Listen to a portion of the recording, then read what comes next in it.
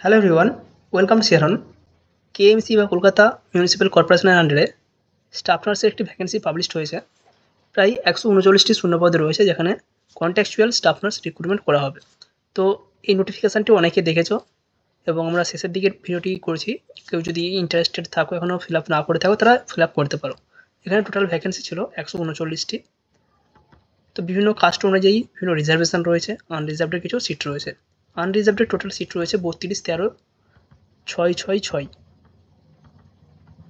৩২টি unreserved, এখানে কোনো সংরক্ষণ নেই। বাট আনরিজার্ভডেরও আবার কিছু সংরক্ষণ রেখেছে।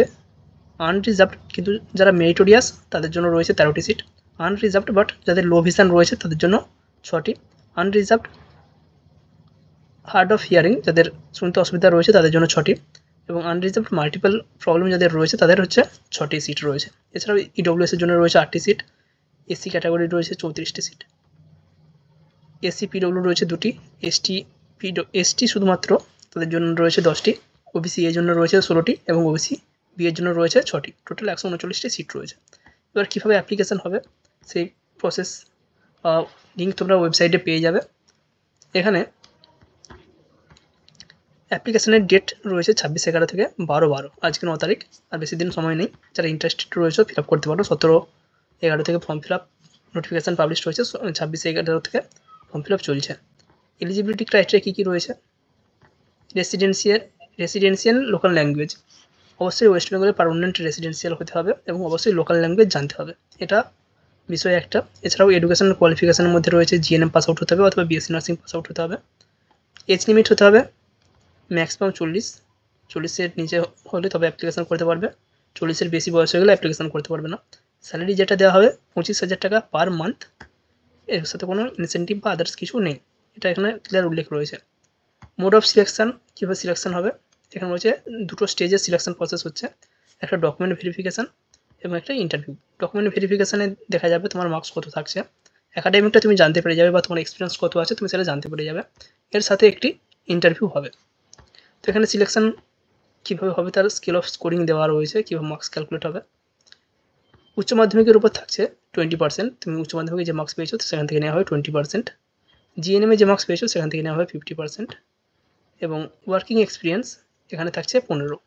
যাদের 1 বছরের কম এক্সপিরিয়েন্স রয়েছে কোনো মার্কস পাবে না। যাদের 1 বছরের বেশি বা 2 বছরের কম এক্সপিরিয়েন্স রয়েছে তারা পাবে 3 নম্বর। যাদের 2 এর বেশি কিন্তু 3 এর কম এক্সপিরিয়েন্স রয়েছে তারা পাবে 6 নম্বর। যাদের 3 বছরের বেশি বা 4 এর কম এরকম পাবে তারা 9 নম্বর। যাদের 4 বছরের বেশি বাট 5 বছরের কম এক্সপিরিয়েন্স রয়েছে তারা পাবে 12, এবং 5 এর উপর যদি কারো এক্সপিরিয়েন্স থাকে সে 15তে 15 পাবে। এর সাথে ইন্টারভিউ যোগ হবে 15। টোটাল 100 মার্কস রয়েছে। এই 100 মার্কসের বেসিসে সিলেকশানটি হবে। এক্ষেত্রে যাদের এক্সপিরিয়েন্স রয়েছে, বেশি এক্সপিরিয়েন্স রয়েছে তারা কিন্তু অনেকটা গেনার, কারণ তাদের ক্ষেত্রে এই মার্কসটা অনেকটা ভ্যারি করে যাবে। নেক্সট এখানে রয়েছে কিছু জেনারেল ইনফরমেশান, কীভাবে মার্কস ক্যালকুলেট হবে। 12 এবং জিএনএম বা বিএসসি নার্সিংয়ের মার্কস ক্যালকুলেট করা হবে।